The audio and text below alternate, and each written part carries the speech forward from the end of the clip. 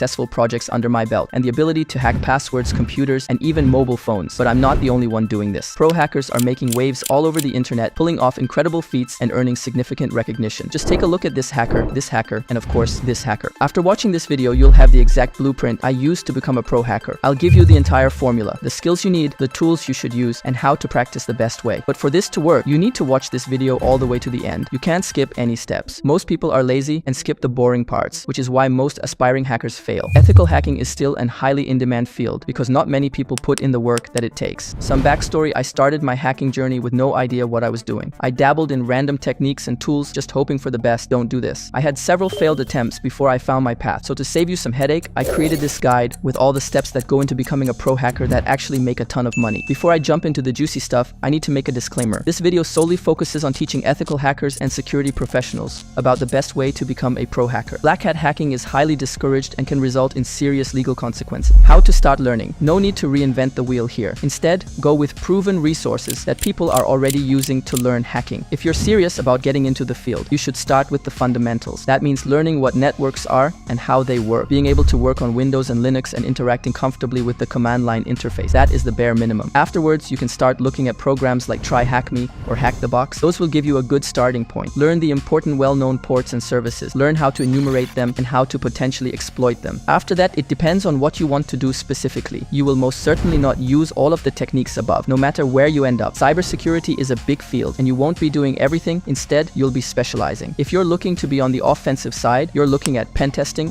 or red teaming. On the other end of the spectrum, we have DFIR, digital forensics, and incident response and blue teaming. Go to platforms like Udemy, Coursera, and YouTube to see what courses and tutorials are popular. Most successful hackers start with foundational courses in computer science, networking, and cybersecurity. You could start with other resources, but make sure you learn some basics like networking and get some hands-on experience with Unix systems. Most hackers use Kali Linux as their operating system, and that's a great choice if you want a lot of hacking tools ready to go out of the box. Avoid resources that are outdated or have poor reviews. For example, if you start with a course that hasn't been updated in years, you might miss out on the latest techniques and tools. All the pro hackers I showed you earlier use a variety of tools to perform their tasks, and it's not only about having the tools, it's about knowing how to use them effectively. When you're hacking, you need to be familiar with both offensive and defensive tools. Offensive tools include things like Metasploit, Nmap, and Wireshark. Defensive tools include firewalls, intrusion detection systems, and antivirus software. So having a good understanding of these tools makes it all a lot easier. And no, you don't need to buy expensive software. You can start with free and open source tools that are just as powerful if you know how to use them. First, you want to familiarize yourself with some essential tools. Try to be a bit creative here. Don't just stick to the basics. Explore new tools and techniques that can give you an edge. Then you want to head over to platforms like GitHub, download the tools, and start experimenting with them. The reason we're using GitHub is because it's free and has a vast repository of tools and resources. This is without a doubt the most important thing when it comes to becoming a pro hacker. You can have all the knowledge and tools, but if you don't practice, you won't get anywhere. I spent countless hours practicing on platforms like HackTheBox, TryHackMe, and CTFs or Capture the Flag competitions. These platforms provide real-world scenarios where you can test your skills, so spend time practicing. Sometimes you'll see a simple challenge taking hours to solve, but that's part of the learning process. Go search up these platforms and see what challenges are available. I've seen that challenges related to web application security, network security, and reverse engineering can be really useful to train on. I know it can be difficult to get started and just not knowing where to begin. That's why I have created the Ultimate Hacker's Cheat Sheet. It's a list of the most popular tools and the commands you need to learn first, along with examples on how to use them. So make sure you check that out in the comments to get a head start on your hacking journey. Once you've mastered the basics and intermediate levels of hacking, it's time to dive into advanced exploitation techniques. These are the skills that separate the good hackers from the great ones. One of the most powerful techniques is buffer overflows. Understanding how to exploit buffer overflows can give you access to systems that are otherwise secure. To learn this, you can refer to books like Hacking: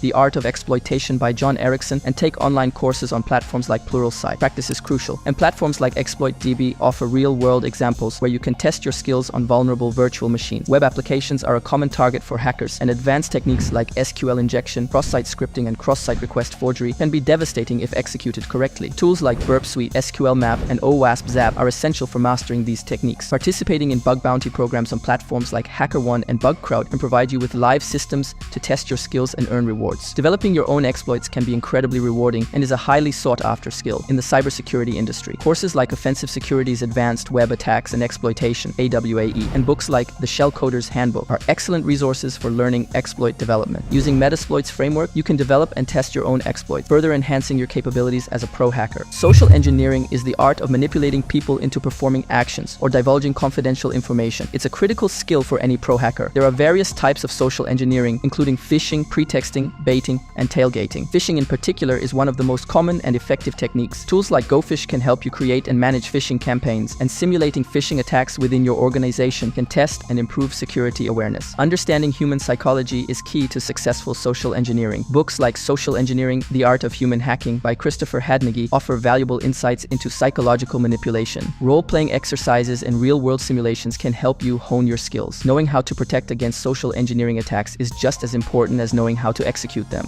As more organizations move their infrastructure to the cloud, understanding cloud security and exploitation techniques has become increasingly important. Cloud environments such as Amazon Web Services, Microsoft Azure, and Google Cloud Platform have unique security challenges and vulnerabilities. One of the first steps in cloud security exploitation is understanding the shared responsibility model, which delineates the security responsibilities of the cloud provider and the customer. Tools like AWS CLI, Command Line Interface, and Azure PowerShell are essential for interacting with cloud environments. These tools allow you to manage cloud resources, configure security settings, and automate tasks. Learning how to use these tools effectively can help you identify misconfigurations and vulnerabilities in cloud environments. Another critical aspect of cloud security exploitation is understanding identity and access management. IAM misconfigurations are a common vulnerability in cloud environment. Tools like Prowler for AWS and Scout Suite for multi-cloud environments can help you audit IAM policies and identify potential security issues. By mastering these tools, you can exploit IAM misconfigurations to gain unauthorized access to cloud resources. One of the most crucial aspects of becoming a pro hacker is understanding the legal and ethical boundaries. You need to know what is legal and what isn't. Ethical hacking involves getting permission before you test any system. Always have a signed agreement or contract before you start any penetration testing. Familiarize yourself with laws like the Computer Fraud and Abuse Act in the United States, or similar laws in your country. Violating these laws can lead to severe penalties, including imprisonment. Remember, the goal is to improve security, not to exploit vulnerabilities for personal gain. Hacking is a constantly evolving field, and one of the best ways to stay updated is by joining a community of like-minded individuals. Communities like Reddit's r/NetSec, Stack Exchange's information security community, and Discord servers are great places to start. That's why I have made a dedicated Discord server where new and pro hackers can discuss and ask questions, so make sure you join that community as well. These communities provide a platform to share knowledge, ask questions, and get feedback on your work. They can also be a great source of motivation and support. Networking with other hackers can open up opportunities for collaboration, learning, and even job offers. This step is probably the most important one. As you gain more skills and experience, start building a portfolio of your work. This can include write-ups of challenges you've solved, tools you've developed, or vulnerabilities you've discovered. Don't underestimate this step, it's really valuable. A well-documented portfolio can be a powerful tool when applying for jobs or freelance gigs. It shows potential employers or clients that you have practical experience and a deep understanding of hacking. You can use platforms like GitHub to host your projects and write-ups. Make sure to keep your portfolio updated with your latest work. The field of hacking is always changing, with new vulnerabilities and techniques being discovered all the time. To stay ahead, you need to commit to continuous learning. Follow cybersecurity blogs, attend conferences, and take advanced courses to keep your skills sharp. Certifications like Offensive Security Certified Professional, OSCP, and others can also add credibility to your skills and knowledge. But don't worry about that in the beginning. Remember, the journey to becoming a pro hacker doesn't end. It's a continuous process of learning and adapting. That's it for today. I also have a lot of other hacking tutorials. Here's one on screen on how to learn